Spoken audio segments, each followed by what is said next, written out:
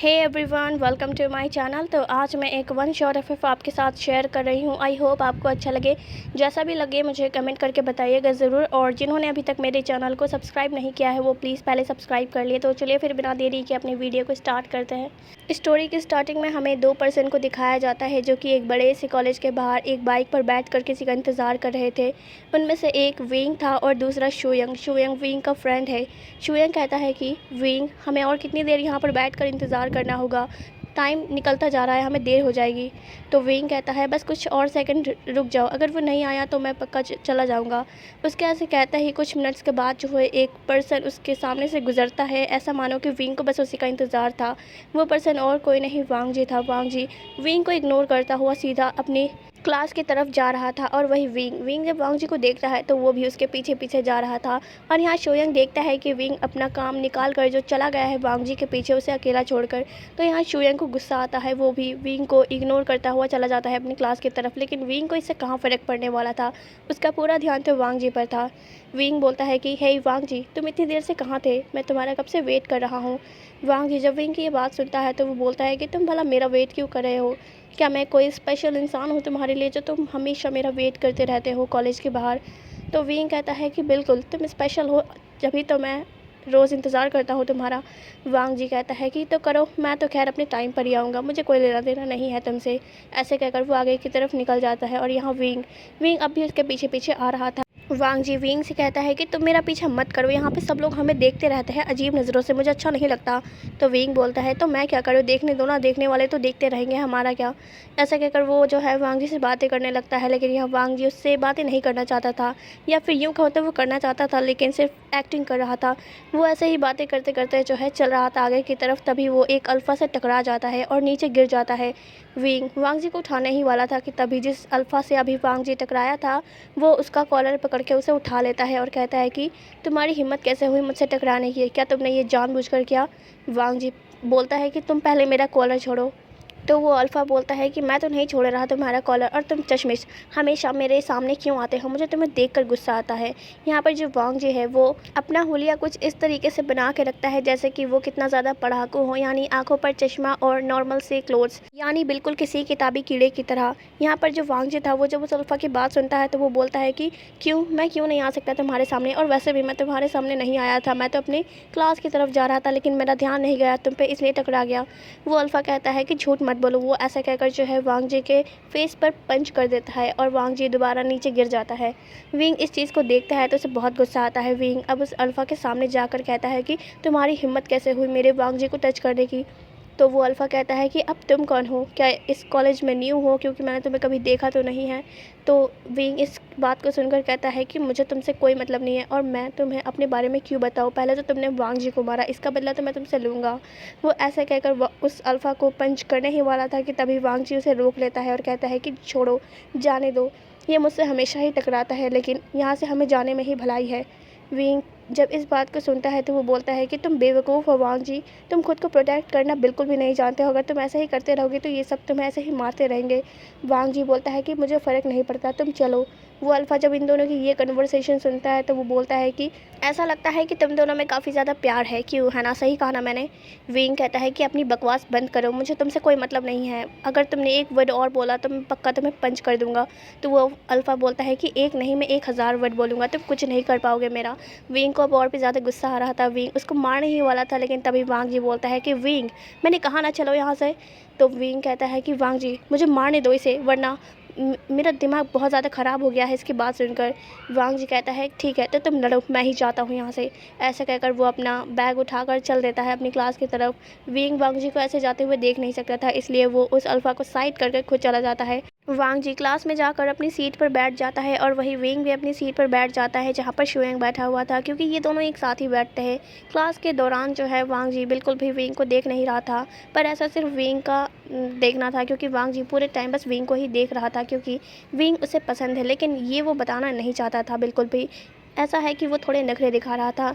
Wing को ऐसा लग रहा था कि वांग जी उससे आज बहुत नाराज़ हो गया है, क्योंकि वांग जी पहले देखता था और बातें भी करता था विंग से, लेकिन आज तो उसने बिल्कुल भी बात नहीं की और यही सिर्फ विंग को लग रहा था। और फिर कुछ टाइम बाद जो है कॉलेज ओवर हो जाता है। विंग अपनी बाइक लेकर वांग जी का इंतज़ार कर रहा था। वांग जी अपनी साइकिल को लेकर घर जाने वाला था कि तभी उसे विंग रास्ते में रोक लेता है और बोलता है कि हे वांग जी, क्या तुम आज फिर से इस साइकिल के थ्रू जाना चाहते हो अपने घर? उससे तो अच्छा है कि तुम मेरे बाइक पर बैठ जाओ, मैं तुम्हें बस कुछ ही सेकंड्स में घर पहुंचा दूंगा। ये कहकर जो शूयंग उसके बगल में खड़ा था वो बोलता है कि हे विंग, अगर तुम वांग जी को राइड दोगे तो फिर मेरा क्या होगा? मुझे बहुत टाइम लगेगा घर पहुँचने में। विंग कुछ नहीं बोलता और बोलता है कि चलो ना वांग जी, हम साथ चलते हैं। वांग जी बोलता है कि इसकी कोई ज़रूरत नहीं है विंग, मैं खुद चला जाऊंगा, मेरे पैर हैं और मेरे पास साइकिल भी है। तो ये सुनकर विंग बोलता है कि वो तो सबके पास होता है, लेकिन तुम मेरी बाइक पर तो बैठे हो, तुम कभी नहीं बैठे हो। मैं सच में तुम्हें आज इंजॉय करवाते हुए तुम्हारे घर लेकर जाऊंगा। वांग जी ये सुनकर एक छोटी सी स्माइल देता है और बोलता है कि इसकी कोई ज़रूरत नहीं है। और तो और अगर लोग देखेंगे कि दो अल्फ़ा एक बाइक पर ही साथ बैठे हैं तो वो लोग क्या समझेंगे हमारे बारे में। मैं नहीं चाहता कि कोई गॉसिप करे मेरे बारे में। तो ये सुनकर शूयंग को पता नहीं क्या होता है, वो अपना मुंह दबाकर हंसने लग जाता है। विंग और वांग जी दोनों उसे देख रहे थे। वांग जी बोलता है कि तुम्हें क्या हुआ, क्या मैंने कोई जोक मारा? शूयंग कहता है कि कुछ नहीं, शायद तुम्हें घर जाना चाहिए। वांग जी बोलता है कि हाँ, और वो ऐसे कहकर जो है अपनी साइकिल से चला जाता है घर की तरफ। वांग जी के वहाँ से निकल जाने के बाद विंग शूयंग की तरफ देखता है और बोलता है कि तुम बताओ तुम्हें हंसी क्यों आई? तो शूयंग बोलता है कि तुमने वांग जी की बातें सुनी, दो अल्फ़ा अगर साथ बैठेंगे बाइक पे तो क्या होगा?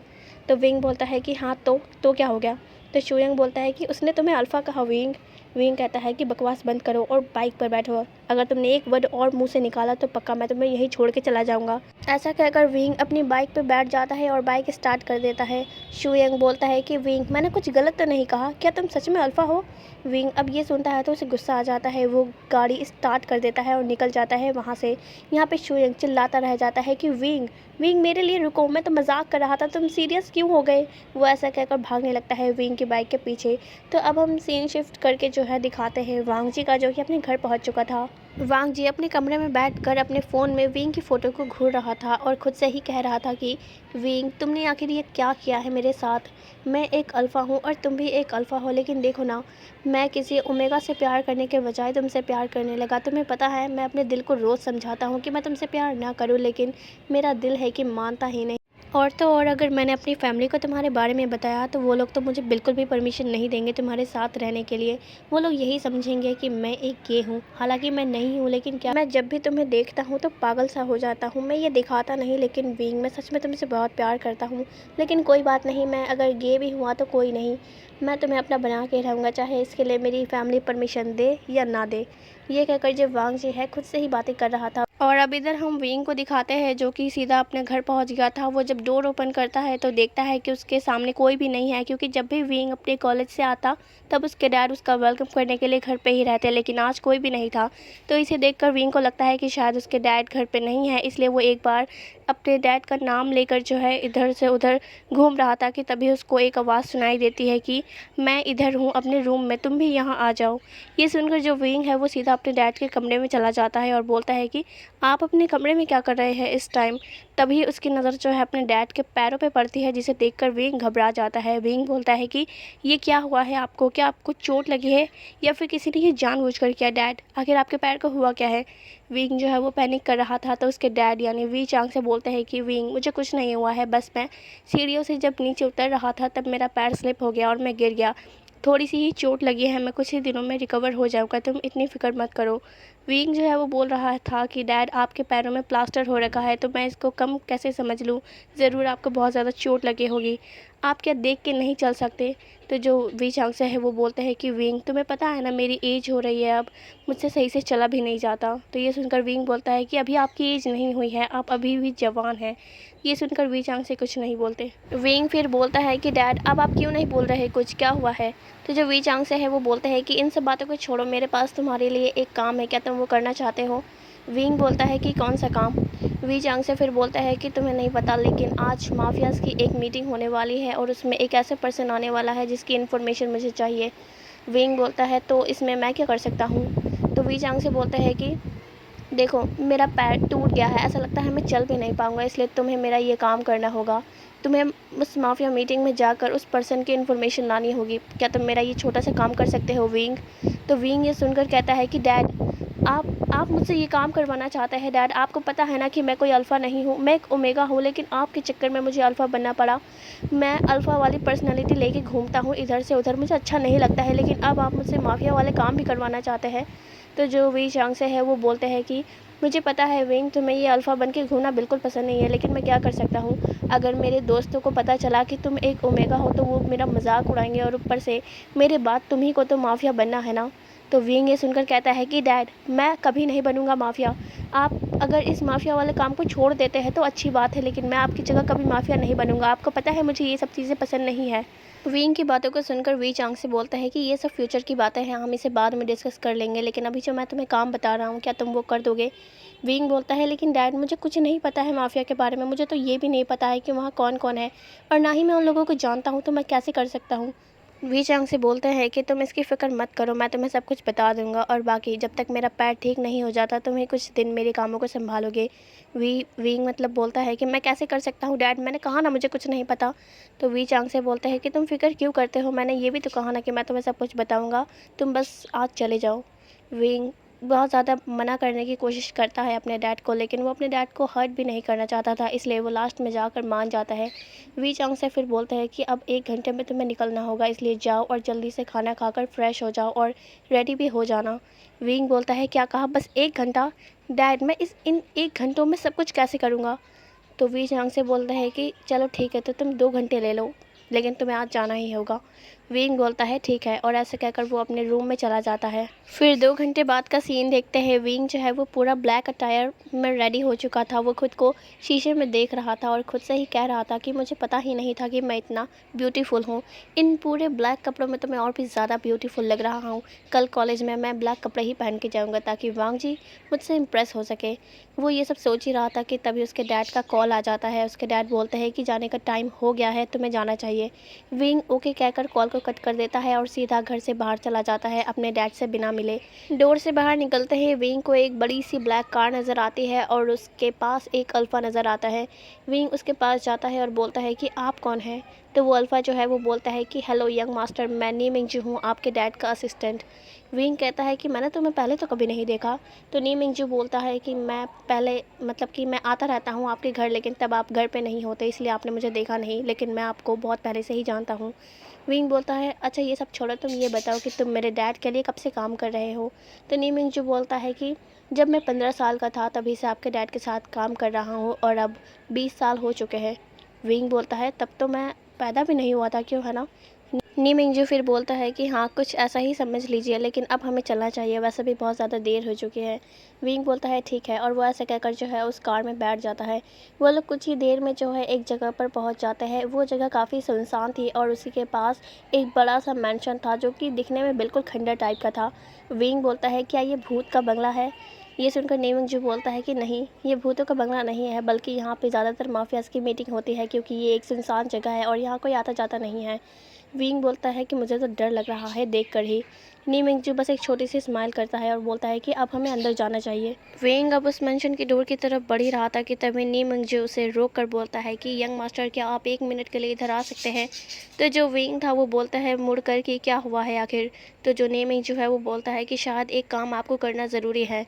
विंग फिर आके सीधा नी मिंगजू के सामने खड़ा हो जाता है और बोलता है कि क्या काम है, बताओ जल्दी, हमें अंदर भी जाना है। तो नी मिंगजू अपने पास से एक परफ्यूम की बोतल को निकालता है और वो विंग के ऊपर स्प्रे करने लग जाता है। विंग इसे देखकर कहता है कि हे, मैं ऑलरेडी परफ्यूम लगा कर आया हूँ, इसकी कोई ज़रूरत नहीं है। तो फिर नी मिंगजू बोलता है कि इसकी ज़रूरत थी, क्योंकि ये कोई ऐसा वैसा परफ्यूम नहीं है, बल्कि इसे स्पेशली आपके लिए अल्फ़ा की सेंट से बनाया गया है। विंग इसे देखकर कहता है ओह अच्छा, लेकिन रुको 1 मिनट, क्या तुम मेरी रियल आइडेंटिटी के बारे में जानते हो। तो जो नी मिंगजू है वो बोलता है कि बिल्कुल। तो विंग बोलता है ऐसे कैसे, मेरे डैड को और सिर्फ मेरे फ्रेंड को ही इसके बारे में पता है, तो तुम कैसे जान गए। तो नी मिंगजू बोलता है कि यंग मास्टर, मैंने आपको बताया ना कि मैं आपके डैड के लिए बहुत सालों से काम करता आ रहा हूँ, जब आप पैदा भी नहीं हुए तब से। आप मुझे शॉर्ट फॉर्म में अपने डैड का राइट हैंड बोल सकते हैं। विंग इसे सुनकर अब चुप हो जाता है। वो बोलता है कि ठीक है, मैं समझ गया, तो चलो अब हमें चलना चाहिए, वैसे भी बहुत देर हो गई है। नी मिंजू और विंग जो है उस मेंशन के अंदर चला जाता है। वहाँ पे ऑलरेडी बहुत सारे लोग बैठे हुए थे। विंग उन सबको देखकर थोड़ा नर्वस हो रहा था, तो नी मिंजू उसे थोड़ा काम डाउन करके बोलता है कि उसे बिल्कुल भी नर्वस होने की ज़रूरत नहीं है। तो विंग थोड़ा शांत हो जाता है। तो यहाँ पे आप सब लोगों की नज़रें जो है विंग पर टिकी हुई थी, ये सोचकर कि आखिर ये न्यू पर्सन कौन है। विंग समझ जाता है कि वो लोग उसे क्यों घूर रहे हैं, इसलिए वो बोलता है कि सबको मेरा हेलो, मैं हूँ विंग वी चांगसे का बेटा।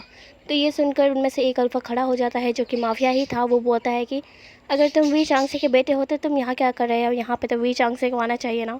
तो नीमिंग जो उसको आंसर देता है कि मेरे बॉस की तबीयत थोड़ी ठीक नहीं है, इसलिए वो आज नहीं आ पाए। तो ये सुनकर बाकी सब बोलते हैं ठीक है, हमें इससे कोई दिक्कत नहीं है, तुम उसके बेटे हो तो भी चलेगा। ये कहकर सब लोग जो है विंग को उसकी सीट बता देते हैं। विंग नीमिंग जो के साथ जाकर वहाँ बैठ जाता है।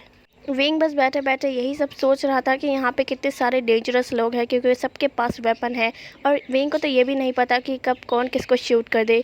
वो यही सब सोच रहा था कि तभी उसी कमरे में जो है 3 लोगों की एंट्री होती है।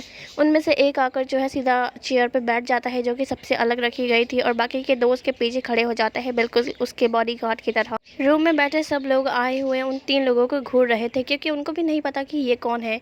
उनमें से एक अल्फ़ा खड़ा होता है और बोलता है कि क्या तुम ही डेविल हो जिसके शिकायत करने हम यहाँ पर आए हैं। तो वो जो चेयर पे बैठा हुआ इंसान था वो बोलता है कि जी नहीं, मैं डेविल नहीं हूँ, लेकिन मैं डेविल का आदमी हूँ। तो ये सुनकर जो विंग है वो बोलता है कि नी मिंगजू, ये डेविल कौन है। नी मिंगजू बोलता है कि वही है जिसके बारे में आपको आपके डैड ने बताया था, वो पर्सन जिसकी आपको इन्फॉर्मेशन लेकर जानी है। तो विंग बोलता है लेकिन ये तो उसका आदमी है, वो तो खुद नहीं आया ना। नी मिंगजू बोलता है कि मुझे लग ही रहा था कि कुछ ऐसा होने वाला है, क्योंकि डेविल कभी भी सामने नहीं आता, उसको आज तक किसी ने नहीं देखा, बस वो लोगों के कामों में टांग अड़ाता है। ये सुनकर विंग बोलता है कि ठीक है। अब उन सब में से एक अल्फ़ा खड़ा होता है और बोलता है कि तुम तो डेविल के आदमी हो, डेविल यहाँ क्यों नहीं आया, क्या वो डर गया। तो जो वो पर्सन है वो बोलता है कि एक्सक्यूज़ मी मिस्टर, प्लीज़ अपनी ज़ुबान संभाल कर बोले, क्योंकि हमारे डेविल किसी से डरते नहीं हैं। और दूसरी बात ये कि वो यहाँ क्यों नहीं आई, ये सबको रीज़न पता है, क्योंकि वो कभी भी किसी के सामने नहीं आते। तो मैं उसका राइट हैंड सॉन्गलैन हूँ, जो भी परेशानी है मुझे बता सकते हो एक, लेकिन जो भी मैं कहूँगा वो डेविल ही कहता है। ये सुनकर जो है वो अल्फ़ा बैठ जाता है। तो अब यहाँ पे धीरे धीरे जो बाकी माफियाज थे वो अपनी अपनी शिकायतें बताने लगता है कि डेविल से उनको क्या परेशानी थी, क्या नहीं थी, और भी बहुत कुछ। फिर लास्ट में जाके नीमिंग जो खड़ा होता है और बोलता है कि तुम जो भी हो मुझे उससे फ़र्क नहीं पड़ता, तुम हो तो डेविल के ही आदमी। तो मैं आज बताना चाहूँगा कि तुम्हारा डेविल भला हमारे कामों में टांग क्यों अड़ाता है। सॉन्ग लैन नी मिंजू की बात सुनकर बोलता है कि बताओ तुम्हें अब क्या दिक्कत है, हमारे डेविल ने तुम्हारे साथ क्या किया। तो नी मिंजू बोलता है कि तुम भी तो वहाँ मौजूद थे ना, तुम्हें याद होगा 3 दिन पहले हमारा एक हथियार से भरा ट्रक जो है वो एयरपोर्ट के लिए जा रहा था, लेकिन तुम्हारे डेविल ने आकर वहाँ पे टांग अड़ा दी, और उसके वजह से हमारा कितना नुकसान हुआ है तुम्हें पता है। तो सॉन्ग लैन बोलता है कि हाँ मुझे याद है, लेकिन उससे हमारा कोई मतलब नहीं, क्योंकि हमारा काम ही है लोगों के कामों में टांग अड़ाना। ये सुनकर नी मिंजू को गुस्सा आता है। वो बोलता है कि तुम्हारी हिम्मत कैसे हुई, तुम आखिर होते कौन हो, तुम्हें तो किसी ने देखा भी नहीं, ना कि तुम्हें कोई जानता है, तो तुम आखिर दूसरों के कामों में टांग कैसे अड़ा सकते हो। सॉन्ग लैन बोलता है कि तो ठीक है, मैंने तुम सबकी शिकायतें सुन ली है, जाकर मैं डेविल से कहूँगा, और फिर वो जो भी मुझे बोलता है मैं वो आपको आकर बताऊँगा। तो मैं जाता हूँ यहाँ से। नी मिंग जी बोलता है कि हे रुको, मैंने कुछ पूछा है उसका जवाब दो। सॉन्ग लैन इग्नोर करता है और वहाँ से निकल जाता है। नी मिंग जी को इतना गुस्सा आ रहा था कि वो जाने वाला था सॉन्ग लैन के पीछे, लेकिन विंग उसे रोक लेता है। नी मिंग जी बोलता है कि यंग मास्टर मुझे जाने दो, वरना इसकी तो मैं। तो विंग बोलता है कि लड़ने का कोई फ़ायदा नहीं होगा, क्योंकि उसके पास शायद बहुत से आदमी होंगे, इसलिए तुम मत जाओ।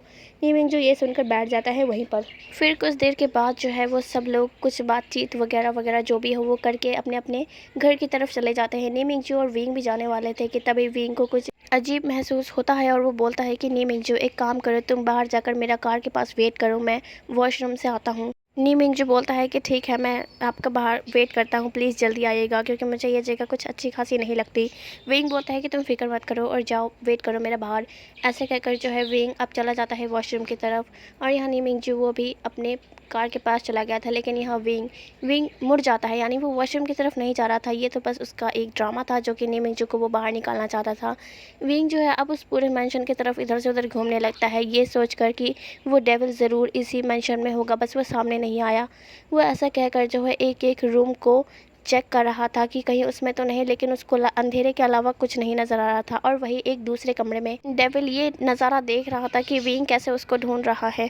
सॉन्गलिन उसको बोलता है कि ये वी चांगसे का बेटा विंग है, क्या मैं इसको बाहर करूँ? सॉन्गलिन की ये बात सुनकर डेविल बोलता है कि नहीं, मैं इसको जानता हूँ, तुम एक काम करो, बाहर जाकर मेरा वेट करो, विंग को अंदर आने दो। सॉन्गलिन बोलता है कि भला तुम इसे कैसे जानते हो वांग जी? वांग जी बोलता है कि तुम्हें इससे मतलब, और जाओ वेट करो बाहर, विंग को देखने नहीं चाहिए तुम। सॉन्गलिन बोलता है कि ठीक है, जैसा तुम कहो। ऐसा कहकर वो जो है चला जाता है दूसरे कमरे में। और यहाँ विंग एक एक कमरे को चेक करके आगे आगे बढ़ रहा था। फिर अब वो जाकर लास्ट कमरे में पहुँच जाता है। विंग की अब आखिरी होप यही बची थी, क्योंकि ये लास्ट कमरा था। विंग ये सोच कर अंदर चला जाता है कि डेविल इसके अंदर ही होगा। वो जब गेट खोलता है तो रूम में बस थोड़ी सी लाइट्स चल रही थी, जो कि बहुत मतलब काफ़ी थी रूम के इधर उधर देखने के लिए, लेकिन कोने कोने को वो लाइट नहीं पहुंच रही थी। विंग अब अंदर जाके गेट बंद कर देता है और वो बोलता है कि डेविल, क्या तुम यहाँ पर हो? मुझे पता है तुम यहीं पर हो। आज भले ही तुम मीटिंग में ना आए हो, लेकिन मैं जानता हूँ तुम यहीं होगे। वो ऐसा कहकर अपनी फ़ोन की टॉर्च निकाल कर इधर उधर देखने लगता है। और वही वांग जी एक कोने में बैठकर विंग को देख रहा था। विंग को वो नज़र नहीं आ रहा था, क्योंकि कमरे में ऑलरेडी बहुत कम लाइट थी और कोने में तो वो पहुंच ही नहीं रही थी। विंग इधर उधर देख रहा था और कह रहा था कि डेविल, तुम अगर हो तो बाहर आओ।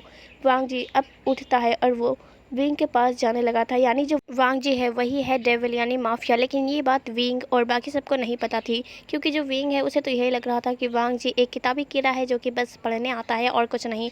बाकी विंग इस चीज़ से अनजान था कि वांग जी रियल में एक माफिया है और वो काफ़ी ज़्यादा डेंजरस है। खैर, विंग को ये बात बाद में जाकर पता चलेगी। वांग जी जो सीधा विंग की तरफ बढ़ रहा था और वही विंग भी पीछे पीछे की तरफ जा रहा था, देखते हुए कि इधर उधर कोई है तो नहीं।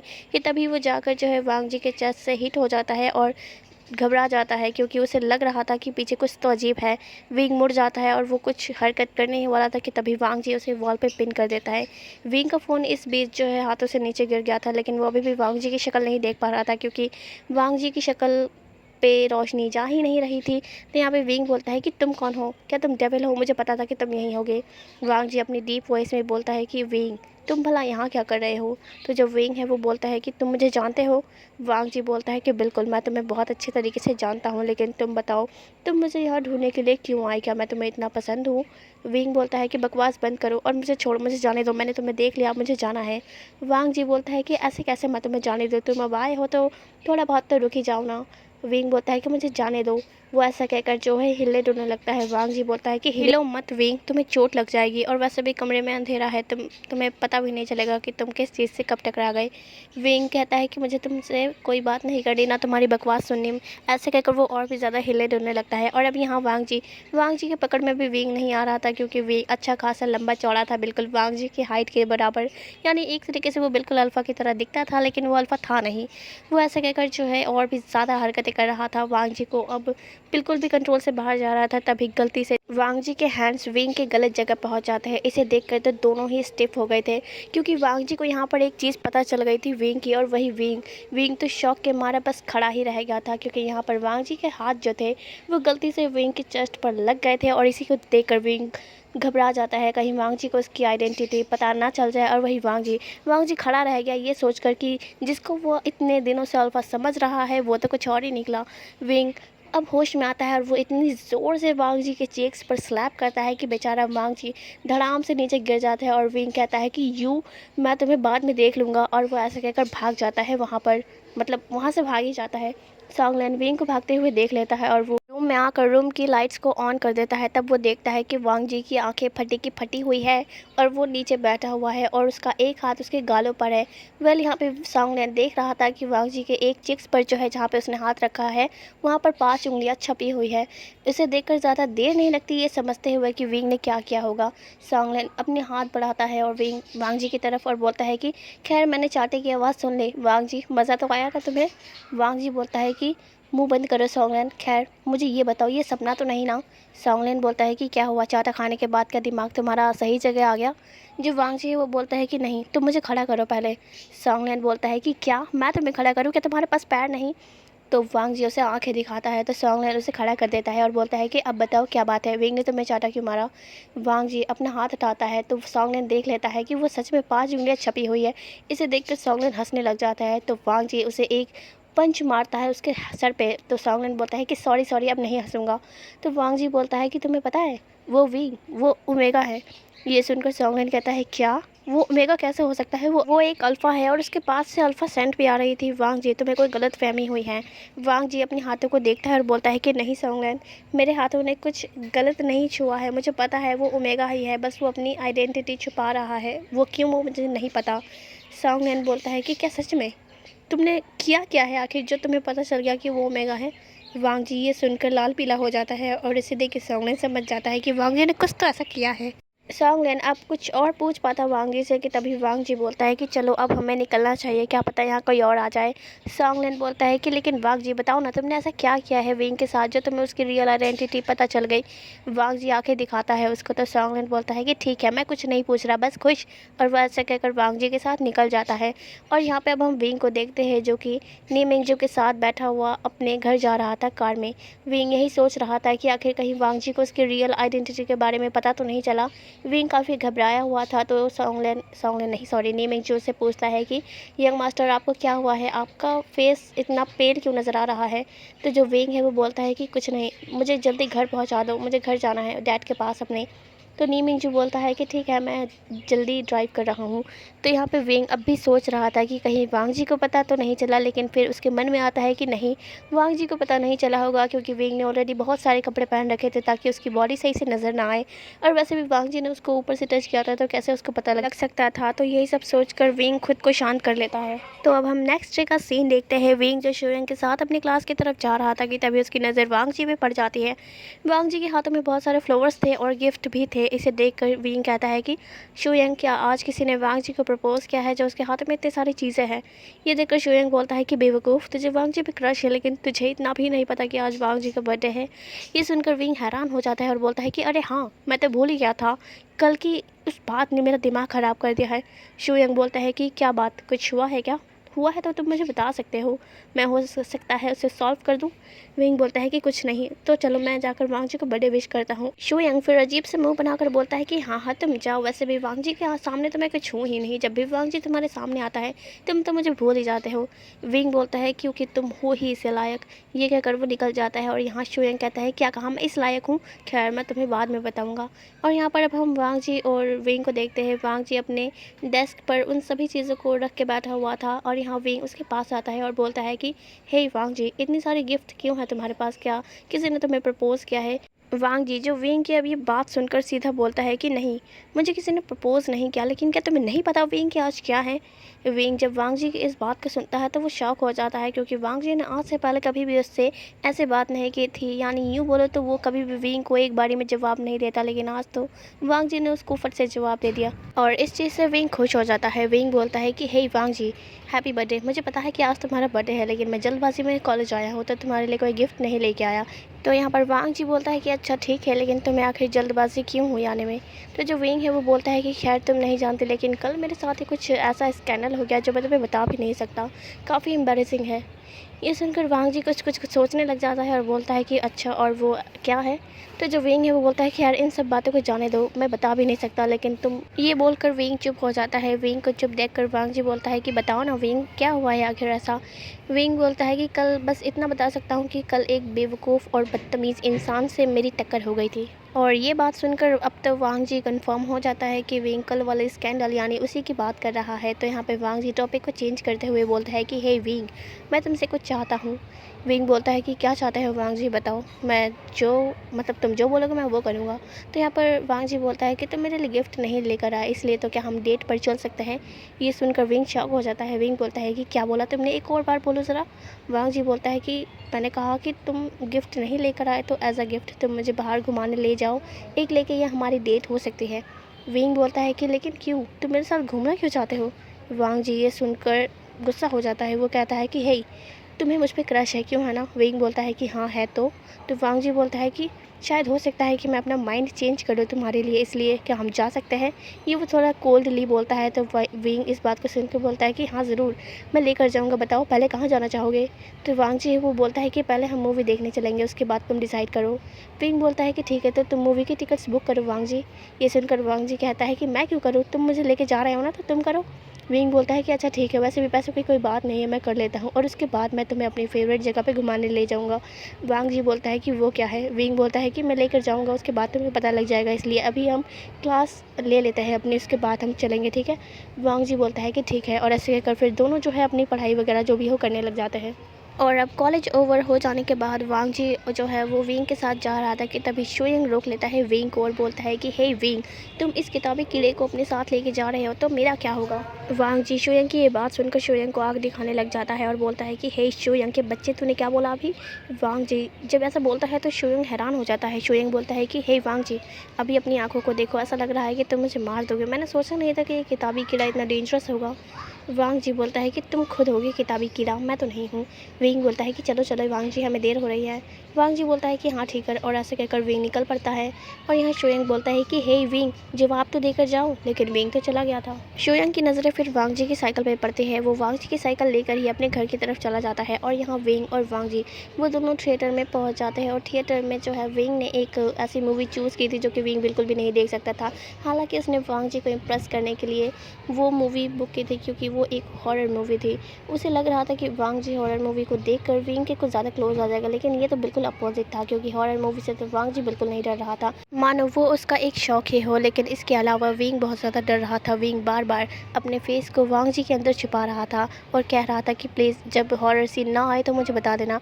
वांग जी फिर बोलता है कि हाँ ठीक है, और ऐसे कहकर वो तो खुद एंजॉय कर रहा था। मूवी ओवर होने के बाद दोनों बाहर आते हैं, और यहाँ विंग तो अभी डरा हुआ था। विंग वांग जी का हाथ छोड़ ही नहीं रहा था। वांग जी बोलता है कि विंग, डरना बंद करो, हम लोग थिएटर से बाहर आ चुके हैं, मूवी ख़त्म। तो विंग बोलता है कि लेकिन नहीं, मुझे तो लग रहा है वो भूत अभी मेरे सामने खड़ा हुआ है। वांग जी इसे देखकर बोलता है कि तुम अभी बिल्कुल एक ओमेगा की तरह रिएक्ट कर रहे हो। ये सुनकर विंग अपना सीना तान के खड़ा हो जाता है और बोलता है कि कौन डर रहा है, चलो अब हम दूसरी जगह चलते हैं जहाँ मैंने तुम्हें बोला था। वांग जी बस एक छोटी सी स्माइल करता है और वो विंग के पीछे पीछे जाने लगता है। कुछ देर के बाद जो है विंग वांग जी को लेकर उसकी फेवरेट जगह पर पहुँच जाता है। वो एक एक्वेरियम था। वांग जी उसे देखकर बोलता है, क्या यही तुम्हारी फेवरेट जगह है? तो विंग बोलता है कि हाँ, जब मैं छोटा था तब मेरे डैड मुझे यहाँ अक्सर लेकर आया करते थे, और तब से ही ये मेरा फेवरेट स्पॉट बन चुका है, लेकिन अब तो 2-3 सालों में एक बार ही आना जाना होता है। वांग जी बोलता है, लेकिन ऐसा क्यों, तुम तो यहाँ कभी भी आ सकते हो। तो विंग थोड़ा सा सैड फेस बनाकर बोलता है, क्योंकि मेरे साथ कोई आने वाला है नहीं ना, और अकेले मुझे अच्छा भी नहीं लगता। खैर हम इन सब सारी बातों को इग्नोर करते हैं और चलो घूमने।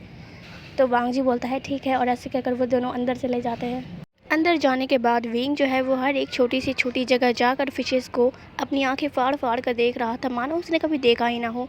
और वो उन फिशेस के बारे में वांग जी से भी पूछ रहा था, और वांग जी बेझिझक उसको बता भी रहा था, क्योंकि उसको उसकी नॉलेज भी बहुत ज़्यादा थी। और इसी चीज़ से जो है विंग बहुत ज़्यादा इम्प्रेस हो गया था, क्योंकि वांग जी को इतनी छोटी सी छोटी चीज़ भी पता है।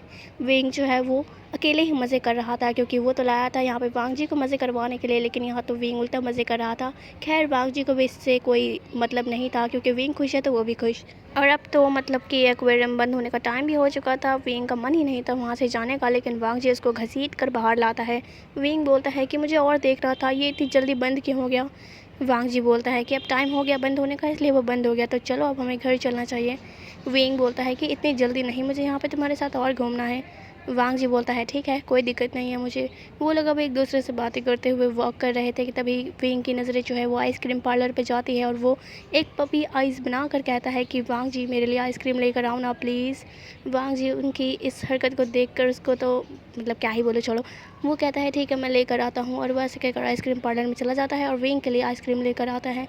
विंग फट से ले लेता है और खाने लगता है। वो तो वांग जी की आइसक्रीम भी छीन कर खाने लगा था। वांग जी बोलता है क्या तुम मुझे नहीं दोगे, मुझे भी तो भूख लगी है ना।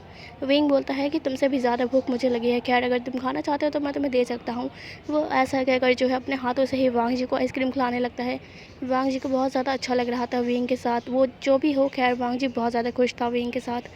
और फिर वही विंग विंग तो भूल ही चुका था कि वो एक अल्फ़ा बनकर आया हुआ है, लेकिन अभी वो जैसे है वैसे ही खुश रहना चाहता था। और वही वांग जी वैसे बता नहीं रहा था, क्योंकि वांग जी ऑलरेडी उसके सीक्रेट जानता है।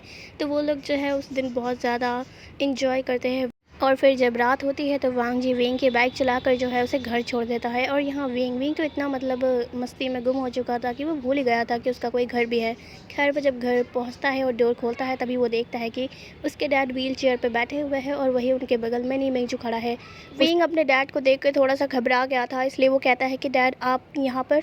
तो जो नी मिंग जो है वो बोलता है कि जब यंग मास्टर अब घर आ गए हैं तो मुझे घर जाना चाहिए। वो ऐसे कहकर जो है निकल जाता है घर के बाहर। और वही विंग के डैड वो बोलते हैं कि वेलकम होम विंग, मुझे लगा नहीं था कि तुम घर आओगे। विंग बोलता है कि डैड वो मैं अब कुछ। तो उसके डैड बोलता है कि अंदर चल के बात करते हैं, तुम मुझे तब बताना। वो ऐसा कहकर जो अंदर की तरफ चले जाते हैं और वही विंग विंग जाकर काउच पे बैठ जाता है। तो उसके डैड बोलता है तो बताओ कहाँ थे आज तुम पूरा दिन, और वो अल्फ़ा तुम्हारे साथ कौन था। ये सुनकर विंग घबरा जाता है। विंग बोलता है कि आपको कैसे पता कि मैं किसी अल्फ़ा के साथ था।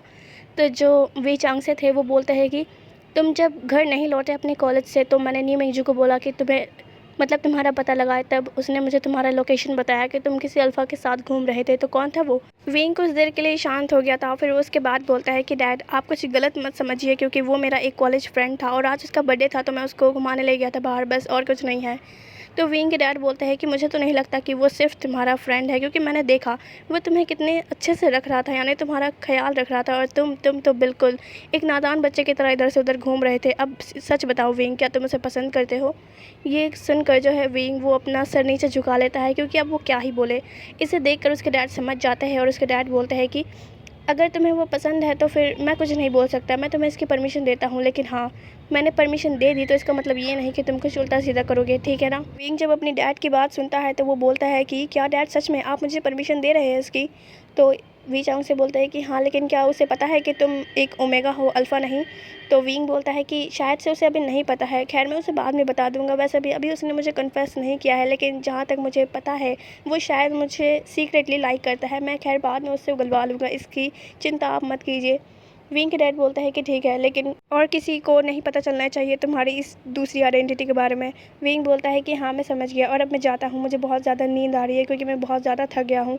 वी चांग से बोलता है ठीक है, तो तुम डिनर तो नहीं करोगे इसलिए तुम जा सकते हो। विंग फिर अपने कमरे में चला जाता है। और अब यहाँ से जो है दिन बीतते जा रहे थे। विंग और वांग जी बहुत ज़्यादा क्लोज आ चुके थे एक दूसरे के। यहाँ पे वांग जी ने अभी तक विंग को कन्फेस नहीं किया था कि वो उसे पसंद करता है, और यहाँ पे पर विंग को भी पता लग गया था कि वांग जी उसे पसंद करता है, क्योंकि वांग जी उसे कुछ ना कुछ हिंट्स देता ही रहता, जिससे विंग समझ गया था।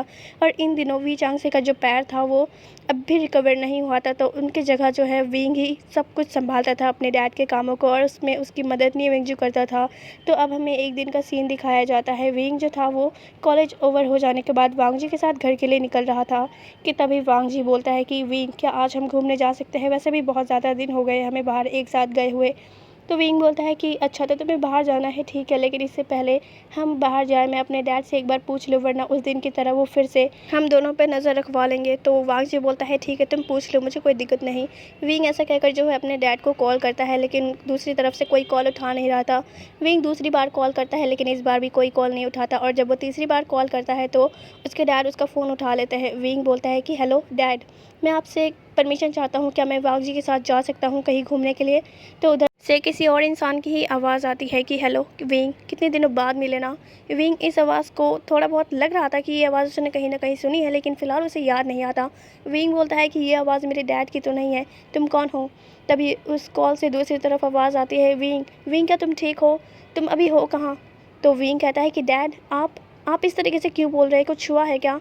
तभी वो जो जिसने कॉल उठाया था वो बोलता है कि विंग तुम्हारे डैड मेरे कब्ज़े में है, और ऐसे कहकर वो फ़ोन को कट कर देता है। विंग कहता है कि हेलो कौन था, मुझे जवाब चाहिए, लेकिन कॉल तो कट हो चुका था। तो यहाँ पे विंग बोलता है कि वांग जी माफ़ करना, लेकिन आज शायद मैं तुम्हारे साथ घूमने नहीं जा सकता।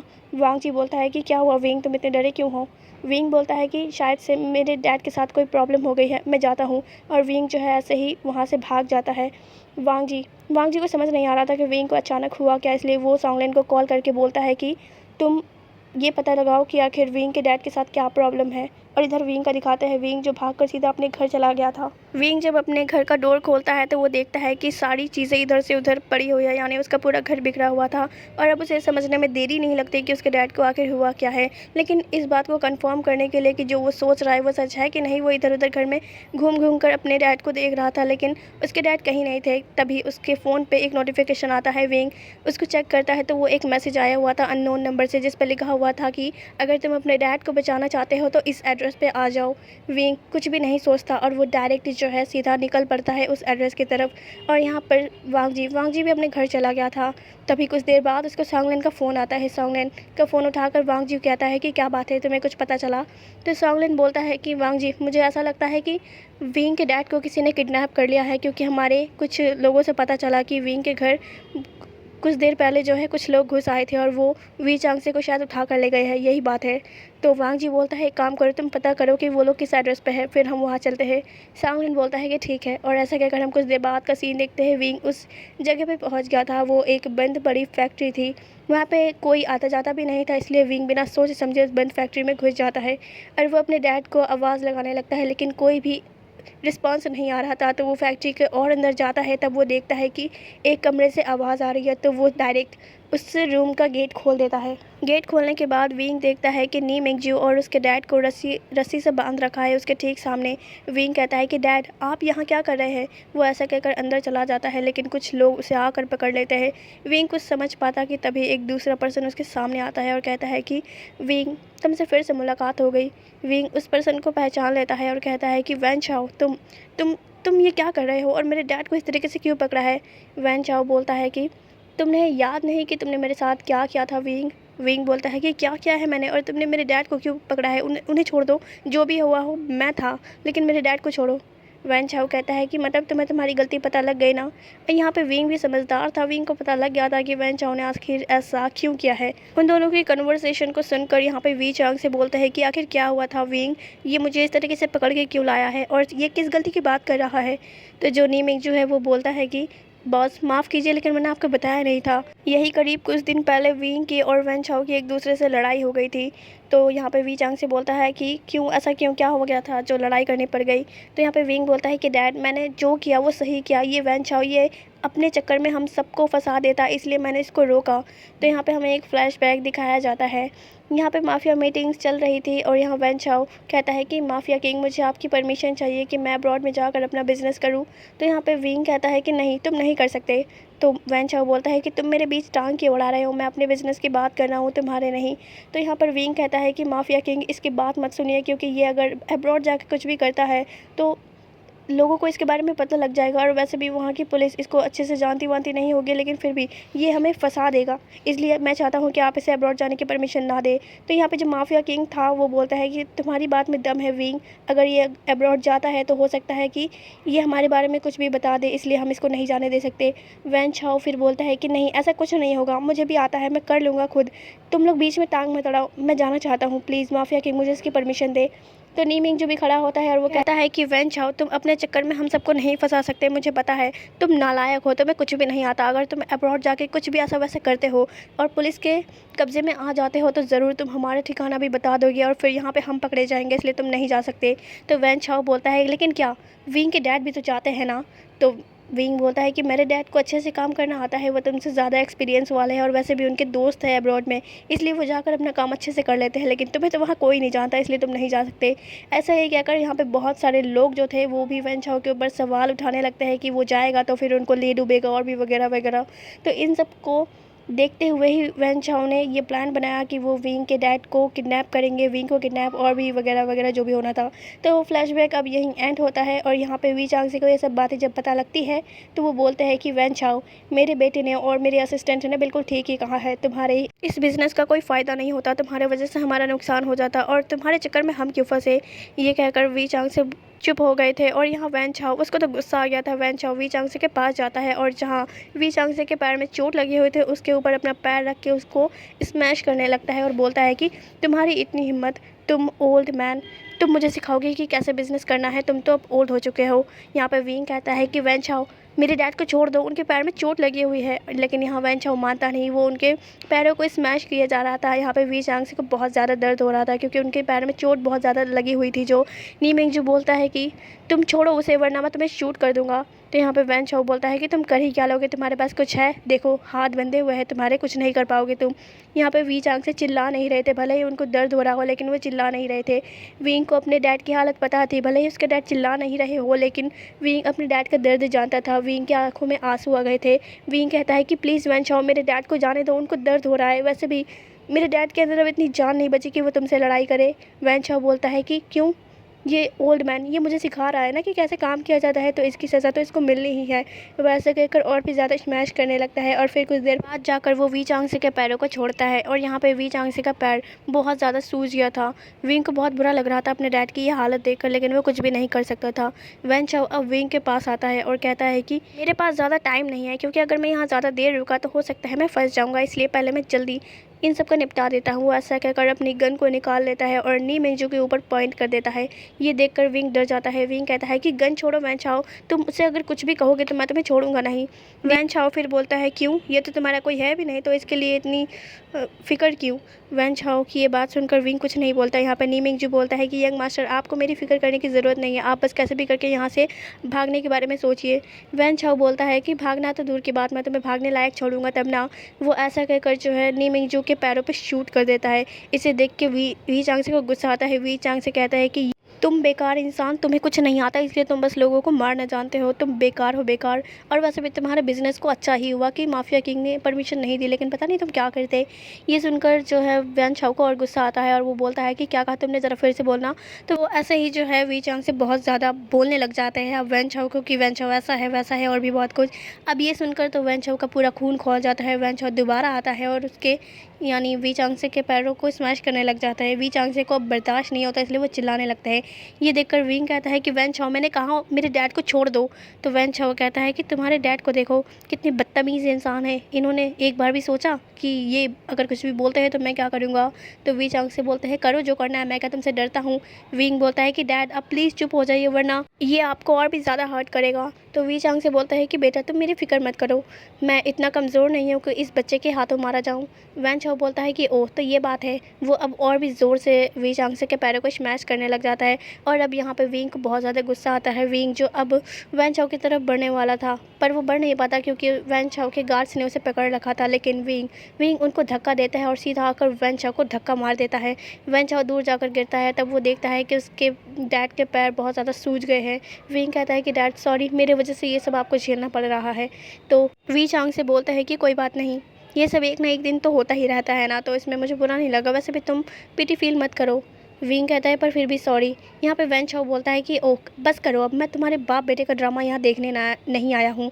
तो वो अपने गार्ड्स को बोलता है कि इस विंग को पकड़ के इसके कपड़े उतारो, मैं आज इसको बेल्ट से ही मारूंगा।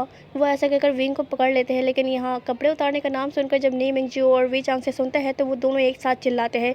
और इन दोनों के चिल्लाने वाली चीज़ों को देख कर यहाँ वैन चाओ बोलता है कि तुम लोग चिल्ला तो ऐसे रहे हो जैसे मैं यहाँ किसी लड़की के कपड़े उतरवा रहा हूँ। तो वी चांग से बोलता है कि प्लीज़ वैन चाओ तुम्हें जो करना है तुम करो, लेकिन मेरे बेटे को छोड़ दो। वैन चाओ बोलता है क्यों, क्या हुआ, क्या कुछ छुपा रहे हो मुझसे। यहाँ पे वैन चाओ को भी थोड़ा बहुत शक हो गया था क्योंकि वो ऑलरेडी विंग को बहुत ज़्यादा नोटिस करता था, तो उसको थोड़ा बहुत शक हो गया था कि हो ना हो ये कुछ और हो सकता है। वैन चाओ अब विंग के पास जाकर जो है उसके कपड़ों को उतारने लगा था। विंग कुछ भी नहीं कर पा रहा था क्योंकि उसके दोनों हाथों को वैन चाओ के गार्ड्स ने पकड़ रखा था। वैन चाओ जो है अब उसके ऊपर की शर्ट को फाड़ के फेंक देता है। तब वो देखता है कि विंग की बॉडी बिल्कुल किसी ओमेगा की तरह है। ये देखकर वांग जी नहीं, वैन चाओ शॉक हो जाता है। वैन चाओ बोलता है कि तो जैसा मैंने सोचा था ये तो वही है, मुझे लग ही रहा था कि ये ओमेगा है क्योंकि इसकी हरकतें भी कभी कभी ओमेगा जैसी हो जाती है। मुझे शौक नहीं लगा। और अब वी चांग से तुम देखो मैं तुम्हारे बेटे के साथ क्या करता हूँ, तुम्हारे ओमेगा सन के साथ। वी चांग से बोलते हैं कि तुमने अगर उसको टच किया वैन चाओ तो कसम से कह रहा हूँ मैं तुम्हारी हाथों को काट डालूंगा। वैन चाओ बोलता है कि खुद को देख लो ज़रा, खुद को बचाओ फिर आना इधर। वो ऐसा कहकर विंग के और भी कपड़ों को टच करने वाला था कि तभी यहाँ पर कोई एक इंसान आकर गेट को ज़ोर से खोलता है और कहता है कि अगर तुमने उसे टच किया तो मैं तुम्हारे हाथों को काट दूंगा। तब सब लोग अब बस उस तरफ देखने लगे थे। वहाँ पर वांग जी और सॉन्गलैन था। वांग जी को देखकर तो विंग हैरान हो गया था, क्योंकि यहाँ पर वांग जी का पूरा लुक जो था वो किसी माफिया की तरह ही था। लेकिन यहाँ पे विंग को अभी नहीं समझ आया कि ये वांग जी है क्या। यहाँ पे सॉन्गलैन को देखकर सबको पता लग जाता है कि ये डेविल का आदमी है, लेकिन वांग जी को देखकर कोई समझ नहीं पाता कि वो क्या है। यहाँ पर सॉन्गलैन बोलता है कि तुम उसको छोड़ो वरना मैं तुम्हें शूट कर दूंगा। वैन चाओ बोलता है कि अच्छा, डेविल का आदमी यहाँ पर है तो डेविल कहाँ है फिर? क्या ये दूसरा है कोई? मतलब वो वांग जी को देखकर ऐसा कह रहा था। तो सॉन्गलैन बोलता है कि बेवकूफ़, अपनी ज़ुबान संभाल के बात करो, क्योंकि तुम्हारे सामने रियल डेविल खड़ा है। ये सुनकर तो सबको एक बड़ा झटका लगता है, क्योंकि जो उन्होंने सुना था वो डेविल आज उनके सामने है। विंग को तो बहुत बड़ा झटका लगा था। वही वी चांग से कभी कुछ ऐसा ही हाल था, क्योंकि वी चांग से जानते थे कि वांग जी विंग का फ्रेंड है या लवर है, जो भी कह लो। यहाँ पर विंग कहता है कि वांग जी, ये मैं क्या सुन रहा हूँ? क्या तुम डेविल हो? ये बात सच है? वांग जी जब ये सुनता है वो कहता है कि विंग, मैं तुम्हें ये सब बाद में एक्सप्लेन करूँगा, लेकिन मुझे अभी पहले तुम्हें बचाना होगा। वैन चाओ फिर बोलता है कि अच्छा ठीक है, डेविल का बच्चा जब यहाँ आ ही चुका है तो अब तुम थोड़ा पिट लो। वो ऐसा कहकर जो है अपने गार्ड्स को अंदर बुला लेता है। यहाँ वांग जी और सॉन्गलैन को पता नहीं था कि उसके गार्ड्स यहाँ पे मौजूद है। वांग जी बोलता है कि ये लोग कहाँ थे? तो सॉन्गलैन बोलता है कि मुझे क्या पता कहाँ थे। तो तभी यहाँ पर वैन चाओ बोलता है अपने आदमियों को कि इनको पकड़ के मारो। यहाँ पर वैन चाओ के आदमी जो है सॉन्गलैन और वांग जी की पिटाई करने लग जाते हैं, लेकिन वांग जी और सॉन्गलैन वो भी उनकी पिटाई कर रहे थे, लेकिन ज़्यादातर तो वैन चाओ के आदमी ही थे, इसलिए सॉन्गलैन और वांग जी पे भारी पड़ रहे थे वो सब। और इन सब का नज़ारा जो है वैन चाओ अच्छे से देख रहा था। तभी यहाँ पर विंग जो है फील करता है कि वैन चाओ की जो नज़रें हैं वो सिर्फ लड़ाई पे टिकी हुई है, यानी उस पर नहीं है। तो इसी बात का फ़ायदा उठाकर वैन चाओ को बहुत ज़ोर से किक करता है विंग, जिससे वैन चाओ दूर जाकर गिरता है। और यहाँ वैन चाओ की गन वो भी हाथ में आ गई थी विंग के। यहाँ पर वैन चाओ कहता है कि बेवकूफ़ ओमेगा, तुम्हारी इतनी हिम्मत। वो ऐसा कहकर उड़ जाता है, लेकिन तभी विंग उसको मतलब उसके पैरों पे शूट कर देता है और आकर उसके पीछे खड़ा हो जाता है और उसके सर पे सीधा उसके ही गन को पॉइंट कर देता है और बोलता है कि सब लोग यहाँ पे रुक जाओ। विंग के कहने पे कोई भी नहीं रुकता, क्योंकि अभी तक किसी का ध्यान ही नहीं गया था कि यहाँ पर विंग ने क्या किया है वैन चाओ के साथ। सब लोग अभी भी मारपीट कर रहे थे। यहाँ पे वांग जी सॉन्ग बहुत ज़्यादा घायल हो चुके थे। वैन चाओ कहता है कि सब लोग यहाँ पर रुक जाओ, क्योंकि विंग ने उसके कानों में बोला था कि अगर वैन चाओ अपने लोगों को रुकने के लिए नहीं बोलता तो विंग उसको वही शूट कर देगा। वैन चाओ की ज़ोर से आवाज़ सुनकर सब लोग मतलब रुक जाते हैं। यहाँ पर वैन चाओ कहता है कि सब लोग बाहर जाओ, क्योंकि ये बात भी उसको विंग नहीं बोली थी करने के लिए। वैन चाओ के आदमी बोलते हैं कि बॉस, अगर हम बाहर गए तो फिर आपका क्या होगा? वैन चाओ कहता है कि तुम मुझे मरवाना चाहते हो क्या? ये ओमेगा तुम्हें दिख नहीं रहा कैसे मेरे ऊपर खड़ा हुआ है? तो उसके आदमी फिर कहते हैं ठीक है बॉस, हम जा रहे हैं बाहर। वो ऐसा कहकर वांग जी और सॉन्गलैन को वहीं छोड़ के चले जाते हैं। यहाँ पर अब वैन चाओ अकेला बच गया था उस रूम में। बाकी सारे विंग, वांग जी, सॉन्गलैन और नी मिंगजू और वी चांग से थे। यहाँ पर सॉन्गलैन जाके नी मिंगजू और वी चांग से की रस्सी को खोल देते हैं और वो दोनों खड़े हो जाते हैं। या यूँ कहूँ तो सिर्फ नी मिंगजू ही खड़ा हुआ था, क्योंकि वी चांग से के पैरों में सूजन आ गई थी, जिसकी वजह से वो खड़े नहीं हो पा रहे थे। तो नी मिंगजू ने उसे अपना सहारा दिया था। यहाँ पर अब विंग कहता है कि वैन चाओ, अब देखो मैं तुम्हारे साथ क्या करता हूँ। वो ऐसा कहकर वैन चाओ को उल्टा ही पटक देता है। वैन चाओ कहता है कि विंग, ये क्या कर रहे हो तुम मेरे साथ? तभी विंग कहता है क्या यहाँ पर किसी के पास कुछ नुकीली चीज़ें हैं या फिर कुछ नाइफ ब्लेड जो भी हो चलेगा? सॉन्गलैन फिर बोलता है कि मेरे पास नाइफ है, क्या तुम्हें चाहिए? विंग बोलता है कि हाँ। सॉन्गलैन फिर उसे अपनी नाइफ़ निकाल कर दे देता है। नी मिंगजू बोलता है कि यंग मास्टर, आप उसके साथ क्या करने वाले हैं? कि यहाँ पर मर्डर होगा? तो विंग बोलता है कि नहीं, लेकिन उससे भी कुछ बदतर होगा। वैन चाओ बोलता है कि तुम करने क्या वाले हो? मुझे छोड़ दो, अगर तुमने मुझे मारा तो देख लेना। विंग कहता है कि रुको। वो ऐसा कहकर जो है वैन चाओ के बालों को कट करने लग जाता है, यानी उसके बालों को ही काटने लग जाता है। वैन चाओ कहता है कि हे, ऐसा मत करो, मैं मेरी हालत बदतर हो जाएगी, मैं अगली दिखूँगा। तो यहाँ पे विंग बोलता है कि रुको, मैं तुम्हारे सारे बाल उड़ाकर तुम्हें टकला करता हूँ। वैन चाओ बोलता है कि ऐसा मत करो, मैं अपनी शक्ल भी नहीं देख पाऊँगा शीशे में, मुझे बिल्कुल पसंद नहीं है ये सब। विंग कुछ नहीं सुनता, बल्कि वो वैन चाओ के पूरे बाल ही काट देता है। और जब वैन चाओ की शक्ल सब देखते हैं तो सबकी हंसी वो रुक ही नहीं रही थी, क्योंकि वैन चाओ इतना ज़्यादा बुरा लग रहा था बिना बालों के कि क्या ही बोला जाए। फिर कुछ देर के बाद जो है वहाँ पे पुलिस आ जाती है। पुलिस को देखकर वहाँ पे विंग, वांग जी, सॉन्गलैन डर जाते हैं।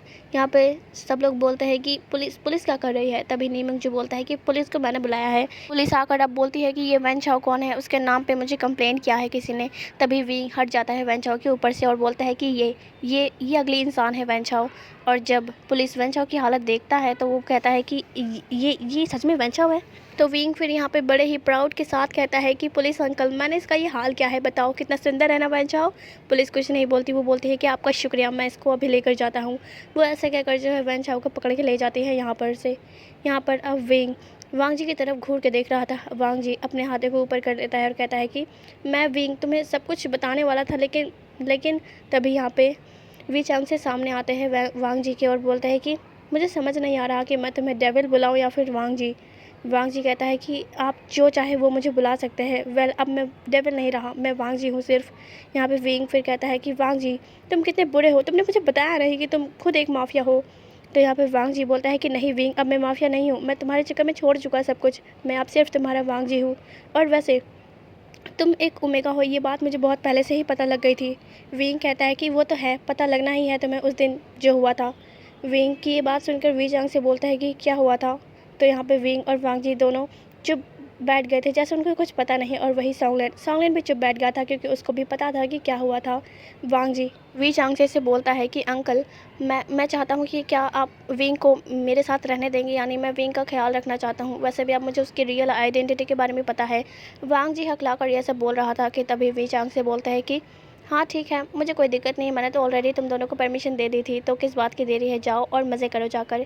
विंग कहता है कि डैड, मैं वांग जी को लेकर जा रहा हूँ घूमने के लिए। विंग की ये बात सुनकर नीमिंग जो बोलता है कि यंग मास्टर, आपको इतनी भी जल्दी क्या है, घर पे चलिए ना, वैसे भी देखो कितनी ज़्यादा चोट लग गई है आप सबको। तो विंग कहता है कि नहीं, वांग जी की अच्छे से खातिरदारी मुझे करनी है, क्योंकि इसने मुझे बताया जो नहीं था अपनी असलियत के बारे में, तो मैं चलता हूँ। वो ऐसा कहकर वांग जी का हाथ पकड़ता है और वहाँ से उसे लेके भाग जाता है। सॉन्गलैन बोलता है कि ये क्या, मेरा बॉस चला गया तो मैं यहाँ पर क्या करूँ। नी मिंगजू बोलता है कि चलो, तुम्हें भी चोट लगे तो तुम्हारी हम मरम पट्टी कर देंगे, वैसे भी तुम्हारे बॉस की खातिरदारी तो आज हमारे यंग मास्टर करने वाले हैं। तो यहाँ पर वी चांग से और नी मिंगजू सॉन्गलैन ये तीनों ही हंसने लग जाते हैं। सो गाइज, इसी के साथ जो है हमारे इस फैन फिक्शन की हैप्पी एंडिंग होती है। आई होप कि ये स्टोरी आपको पसंद आई होगी। और तो और एक और बात की मैं सॉरी बोलना चाहती हूँ, क्योंकि आज की मेरी रिकॉर्डिंग बिल्कुल भी अच्छी नहीं हो पाई है, कभी कभी मेरी आवाज़ कम या फिर ज़्यादा हो जाती थी। खैर, आप इसको मैनेज कर लेना। तो मिलते हैं अब एक न्यू फैन फिक्शन के साथ, जब तक के लिए bye and thanks for watching.